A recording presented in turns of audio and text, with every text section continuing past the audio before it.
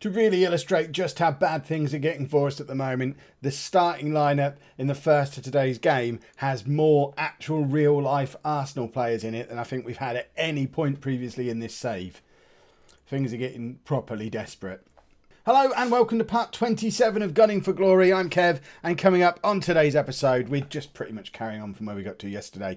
Nothing to do with the fact that I haven't had time to play the game since yesterday. Oh no, we've got two big games. We're at home against Monaco in our final Champions League group game, where we need to get a result of some kind to get through to the knockout rounds after seemingly being in control this time yesterday. I don't get it either. We're then going to skip the Leicester game and then play away against Chelsea in the Premier League, who are probably going to give us just as stern a thumping as United gave us in the last episode. This is the team we're putting out there today. We've added another player to our ever-growing injury list. So joining Bellerin, Sanchez and Ozil is Thomas Lemar. That's now 4 absolute nailed-on starters not available for selection today. And it means that this team's starting to have a very distinct Arsenal look about it. So we've got ter Stegen in goal, a back four of Monreal, Christensen, Tah and Mustafi, with Ramsey and Xhaka in midfield, and Welbeck, Asensio and Iwobi in behind Iheanacho up front. The worrying thing is we can't score goals at the moment, and I still can't get a performance out of Lacazette, Dembele, Barbosa. We've wasted an awful lot of money, and Dybala's just come up on my scout reports. We could sign him for less than 50 million quid. But he's over 21 and we can't spend any more. We shouldn't be spending any more money. The board have just upped the transfer. We've got £70 million to spend in January if we wanted to spend it. But obviously we're trying to do our net transfer profit nonsense. And I've limited myself to players 21 and under. But I could just sell. I mean, I don't even need to sell anyone. I could just bring in Dybala and have money left over. And he'd be the missing piece of the jigsaw. What jigsaw? Xhaka's just put us 1-0 up. We're top of our Champions League group. All is right in the world. Yay! See, what were we all worried about? I'll tell you what I'm worried about. I'm worried about my FM18 beta save with Monaco. If they're so bad that this Arsenal team that's just been absolutely thumped by Man United can beat them, then the beat is going to be just as awful on FM18 as it was on FM17. And that doesn't bode well for me. But present day Kev isn't concerned about that. That's a problem for future Kev to sort out. At the moment, we just want to win this football match. And I mean, ideally, we somehow pull a Champions League win out of our backsides this season. That would be the ideal, because we've already blown the Premier League. We've won it once. We're not going to do it this year. We're too far behind. We're probably going to lose to Chelsea next and end up 12 points behind Man United before Christmas. The Premier League is gone. We're probably never going to get another opportunity like this where we can 100% focus on the Champions League. We just don't need to worry about the league at all. Let's not even worry about finishing in a Champions League spot. Let's just go for it with the Champions League and see what happens. And there's not going to be any teams in it who are in a similar position as us. So we might never get a better chance to win the Champions League than right now. The only problem is we're going to have to try and figure out how to do it without Renato Sanchez and potentially without other players. I'm not sure how long they're all injured for. I think Bellerin, Ozil, Lemar, they should all be fit again before Christmas. 2-0. But obviously Renato Sanchez out for most of the rest of the season. And it's going to be a challenge to achieve anything because we've been so reliant on him for the last year and a half. But fingers crossed, we've now done enough to negotiate Monaco. Look how tight this group has ended up. We were dominant in this group 3 games in, and we really have made a meal of it. But looks like after all that, in what actually looks like quite a challenging group, Feyenoord, Monaco and Galatasaray, you wouldn't necessarily fancy that group. It looks like we, in the end, are going to finish comfortably top of it. Unless all these old players come back to bite us. Giroud's in their team. I think Czech's in goal for them as well. So I imagine we've got a Giroud hat-trick and a Czech penalty save in this second half. Just to force us out of the competition completely. Because if Monaco beat us, I think that puts them above us on points. But Feyenoord then also need to beat Galatasaray, which it seems they're not at the moment. So even a defeat, we should still make it through. Perhaps I'll save my "we've got through this group comfortably" speech until after the game. Right, Iheanacho not playing well. Lacazette, on you come. Monreal not playing well. It knows there's no one who can come on for him. Kolasinac is still injured. Likewise, Mustafi. Bellerin's injured. He's the only right back we've got. So let's just switch up the wingers. I mean, let's do a triple substitution. It's been our problem area for goodness knows how long. So let's try Lacazette, Dembele, Barbosa. See if that's a front three that can generate some goals, because Iheanacho, Welbeck and Iwobi certainly didn't. I mean, if you asked anybody who's ever even seen a football which front three they'd rather have out of those two, they'd probably choose this one. So hopefully this one's got a little bit more of a chance of producing something. But having said that, nothing. We're not even going to get a highlight. We've had 25 shots today, and the majority of them came with Iwobi, Iheanacho and Welbeck on the pitch. But here comes Lacazette. Forces a save without a check. We've got like a minute left and we've got a corner. We shouldn't be able to blow this from here. Galatasaray now beating Feyenoord. So I think regardless of what happens, we're through, because I think Feyenoord were the only team who could catch us. Actually, I'm confused. I obviously misread the table at the start of the match. It looks like pretty much no one could catch us anyway, but we hadn't already qualified. So clearly someone could. But it doesn't matter anyway, because... Oh, I thought that was the final whistle. Hold on, I'll do that in a minute. It doesn't matter anyway, because we've beaten Monaco. There you go. Everything is right with the world again. We've beaten them, and we've not just beaten them, we've beaten them well. We've controlled that game.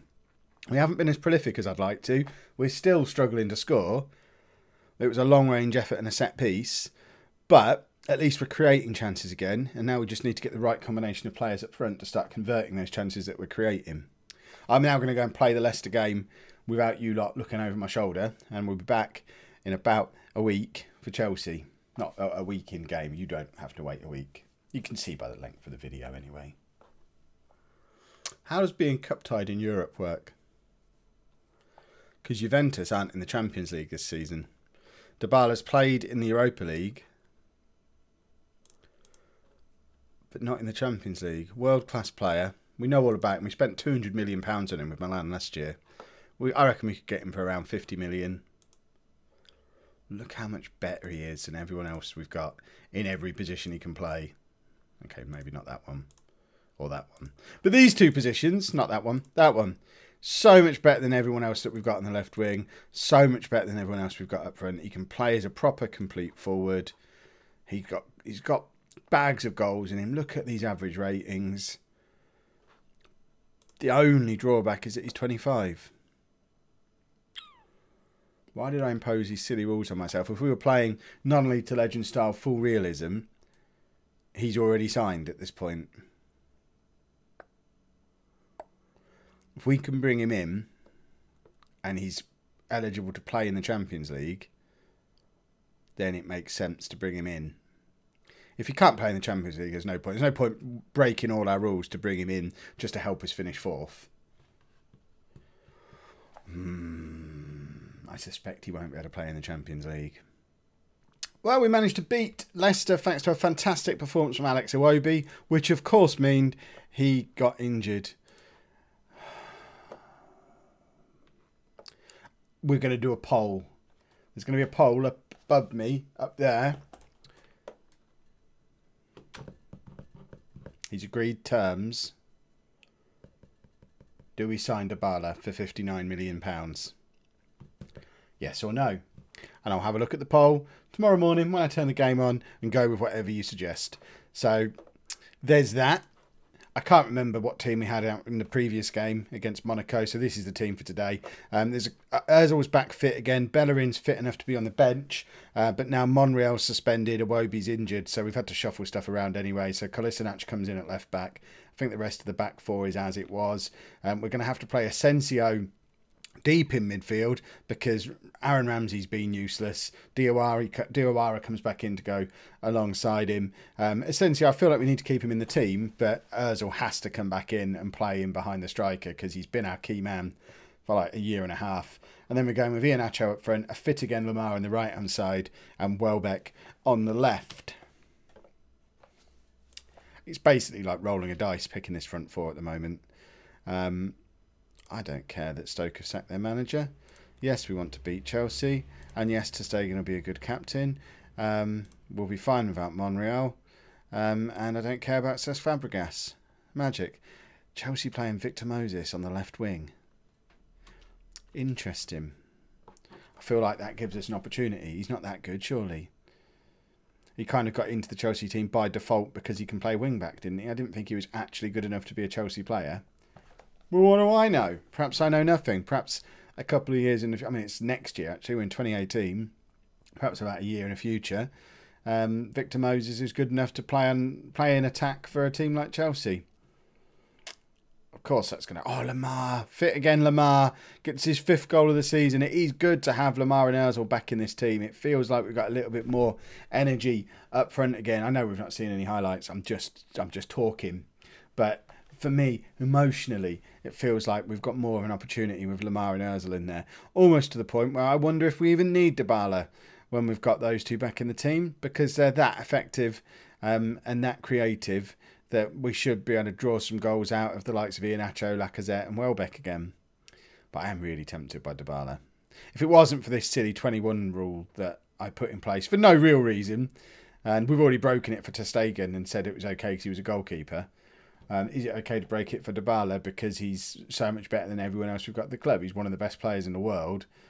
He would massively improve our team and improve our chances of success this season. I still acknowledge the fact that he probably isn't going to be able to play in the Champions League, but that kind of makes me want him more because he can just spearhead our charge to go and win the league. If we manage to beat Chelsea today, that leaves us only 6 points behind Man United, 5 points behind Chelsea, with more than half the season left to play. We could still, if we were in incredible form, have a really unlikely back-to-back Premier League victory to go along with a Champions League win that we're pushing for. If we've got Dybala only able to play in the league games, getting 15, 20 goals in the second half of the season, that will help us win the league and keeps the other strikers fresh for the Champions League. There's logic in my head. I'm trying to talk myself into doing it, even though it breaks one of the fundamental rules of the save that we've put in place. So that's why I want to take the decision out of my hands. It's going to be completely up to you lot. Whatever you say in the poll, then we go for that. There you go. Iheanacho makes it 2-0. Chelsea have now gone 3 up front, and I think Moses has come off. I think he was the number 14, wasn't he? Unless he's 15 on that left-hand side of a front 3, which seems even weirder. I know he was a striker originally, many years ago. Was he at Wigan? I feel like he was somewhere else before Wigan as well, but I don't remember where. But he always used to be a striker, didn't he? I think. And then I think Chelsea inexplicably signed him, realised he wasn't a very good striker, and taught him to play in defence, which is a bit odd. What kind of person would take a striker and play him at right back? It's madness. Right, let's make some substitutions. We've got Ozil particularly. Need to get him off just for fitness reasons. We'll bring on Dembele, move Lamar across. How's Lamar doing for fitness? Not too bad. Asensio not having the best of games in midfield though, so we'll bring Ramsey on for him. And I don't necessarily feel the need to make a third change right now because everyone else is playing rather well. In fact, we're just going to switch Dembele to be a winger. A couple of people have mentioned it in the comments. I tried it in the last game against Leicester. He was much better playing as a winger. So we'll stop. Who's injured? Who is injured? Someone's injured. Diawara is injured. Arrgh. Right. Who have we got? Lamar could maybe drop back into midfield. Christensen could move forward, actually. That's probably the more sensible thing to do. Swap those two over like that. Bring Koscielny on to play at the back. Good job I didn't make that third substitution. Diawara's only just fit again as well. We really can't afford to have him injured again. Losing him and Sanchez really is a blow to our chances and makes me think, forget Dybala, let's sign another midfield player. Because if we lose both of our first choice midfielders, what are we supposed to do? We can't play Ramsey and Xhaka, surely. That's part of the problem real life Arsenal have got. Right, Dembele running with the ball because he's now a winger. Finds Iheanacho, who finds Welbeck. We're 3-0 up against a Chelsea team that were top of the league before this game started. We're finally recapturing the kind of form that won us the league last year. And we've even done this without Ozil in the team. Just playing Dembele in his correct position seems to be making a bit of a difference. And I can't remember the last time Danny Welbeck scored a goal. It's all coming back together. Oh, for goodness sake. I mean, we could be about to... I hope you didn't all vote earlier. I hope some of you saved your vote to the end of the episode, or you can go back and change your votes. Because if he's... I mean, that's a knee injury. If he's done his cruciate ligament, he is our goal scorer.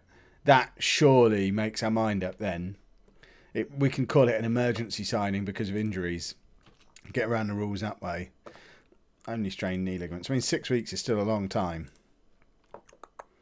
But make sure you vote. Let me know whether I'm allowed to sign Dybala or not. If you're worried about finances, we've got loads of money. Big transfer budget, loads of balance left, wage budget remaining. Don't worry about that. We don't even look at financial fair play. We don't care. But oh, look at that for an injury list. It's just dirty. What's wrong with him? He's going to be out for a couple of weeks as well. It's getting harder and harder. If you've enjoyed that, please make sure you pop a like on there for me. Subscribe to the channel if you'd like to see more. And thank you very much for watching.